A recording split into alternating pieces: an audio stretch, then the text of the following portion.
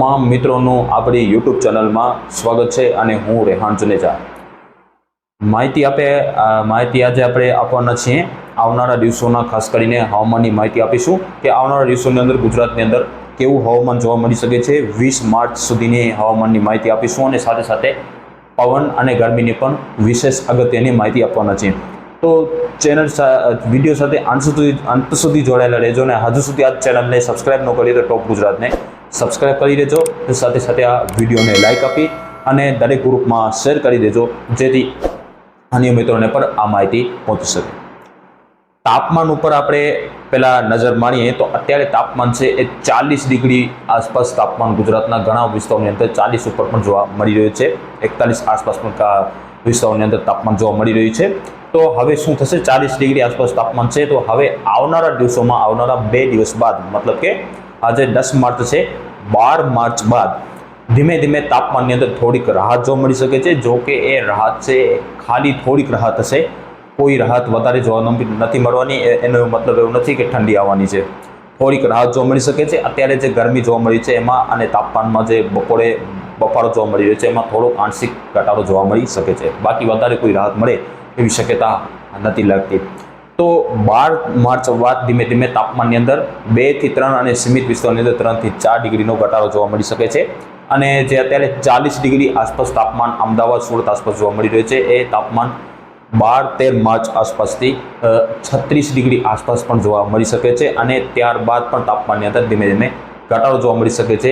અને આ ઘટાડો છે એ લગભગ 20 માર્ચ સુધી યથાવત જોવા મળી શકે છે। અમુક દિવસે વધુ તાપમાન થોડુંક, અમુક દિવસે 1-2 ડિગ્રી નીચે તાપમાન, મતલબ કે આ ઘટાડો છે એ 20 માર્ચ સુધી યથાવત જોવા મળી શકે છે। ધીમે વધઘટ સાથે તાપમાન 20 તારીખ સુધી આ પ્રમાણે જોવા મળી શકે છે। તાપમાનની અંદર થોડો ઘટાડો થશે, થોડોક બફારો થોડોક છે એમાં થોડીક આંશિક રાહત મળી શકે છે, પણ એનો મતલબ એવો નથી કે બિલકુલ રાહત મળશે એવી શક્યતા કોઈ આપણે નથી લાગતી।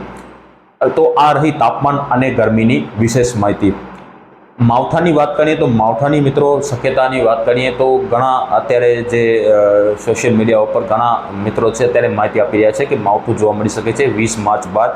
તો 20 માર્ચ મને અત્યારે એવી શક્યતા લાગી રહી છે કે 15 થી 20 માર્ચ વચ્ચે કોઈ પણ માવઠાની શક્યતા ગુજરાતભરની અંદર ક્યાંય પણ લાગી રહી નથી। હા, વાદળછાયું વાતાવરણ આ તારીખો દરમિયાન પણ જોવા મળી શકે છે। એનું કારણ છે કે પહાડી વિસ્તારોમાં એક બાદ એક બેક ટુ બેક WD મતલબ કે જે વેસ્ટર્ન ડિસ્ટર્બન્સ પસાર થઈ રહ્યા છે એના કારણે ટ્રપ લંબાય છે, એના કારણે જે વાદળોનો સમૂહ છે ફ્લો છે એ ગુજરાત ઉપર પણ જોવા મળી રહ્યો છે। તો એના પરિણામે 16-17 તારીખ આસપાસ મતલબ કે 15 માર્ચ બાદ 16-17 તારીખ આસપાસથી ગુજરાતભરની અંદર વાદળછાયું વાતાવરણ જોવા મળી શકે છે। એ પછી દક્ષિણ ગુજરાત હોય કે પછી મધ્ય ગુજરાત હોય, ઉત્તર ગુજરાત હોય, સૌરાષ્ટ્ર હોય કે પછી કચ્છના ભાગ હોય, તમામ વિસ્તારોની અંદર 15 માર્ચ બાદ ધીમે ધીમે વાતાવરણની અંદર પલટો જોવા મળી શકે છે। પણ માવઠાની શક્યતા આ તારીખોની અંદર મને ખાસ લાગતી નથી, છતાંય પણ ઉત્તર ગુજરાતના સીમિત ભાગોની અંદર 17, 18, 19 અને 20 તારીખમાં કદાચ વાદળછાયું વાતાવરણ, ઘાટા વાદળો પણ જોવા મળી શકે છે। ખૂબ સીમિત વિસ્તાર, એકલ દોકલ વિસ્તારોની અંદર છાંટછૂટ જોવા મળે તો એ વાત અપવાદરૂપ છે, બાકી કોઈ 20 તારીખ સુધી ખાસ માવઠાની શક્યતા ગુજરાતની અંદર હાલ મને નથી લાગતી। છતાં એમાં અપડેટમાં કોઈ ફેરફાર હશે તમને માહિતી આપવામાં આવશે। અત્યારે 20 માર્ચ સુધી ગુજરાતની અંદર કોઈ ખાસ માવઠાની શક્યતા નથી લાગતી।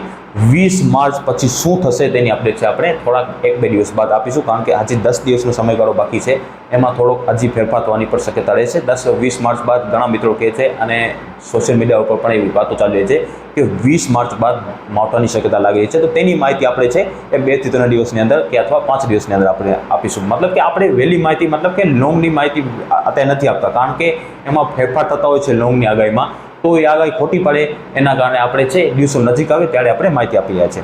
તો એટલા માટે તમને ચોખવટ કરી દઉં છું કે હું માહિતી જ્યારે પણ માવઠું નજીક આવી જાય ત્યારે હું માહિતી આપું છું, કારણ કે લોંગની અપડેટમાં ફેરફાર બહુ થતા હોય છે અને આગાહી ખોટી પડે એટલા માટે એક સારું છે કે થોડોક આપણે નજીકના સમયગાળા દરમિયાન આપણે આગાહી આપીએ અને જે માહિતી આપીએ તો એ સરળ રહે છે। ચોમાસામાં લોંગની આગાહી આપવી એ સારી રહે છે, પણ અત્યારે લોંગની આગાહી આપી શકે લોડાના ચરામાં છે અત્યારે લોંગની આગાહી આપવામાં થોડોક છે વધારે મતલબ કે કઠણાઈ કામ છે।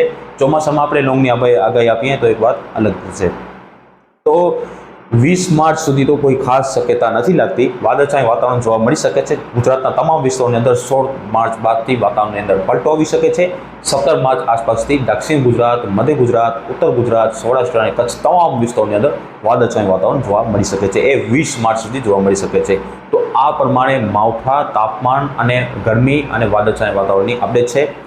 ગરમીની અંદર આંશિક થોડીક રાહત મળી શકે છે, તાપમાનની અંદર અમુક વિસ્તારોની અંદર 2 થી 3 અને સીમિત વિસ્તારોની અંદર 3 થી 4 ડિગ્રીનો ઘટાડો થાય એવી શક્યતા આવનારા દિવસોમાં મને ગુજરાતની અંદર લાગી રહી છે.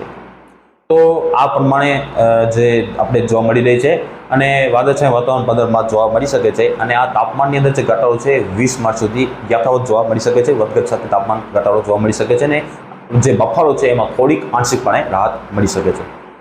મળીશું નેક્સ્ટ વિડીયોમાં. આભાર.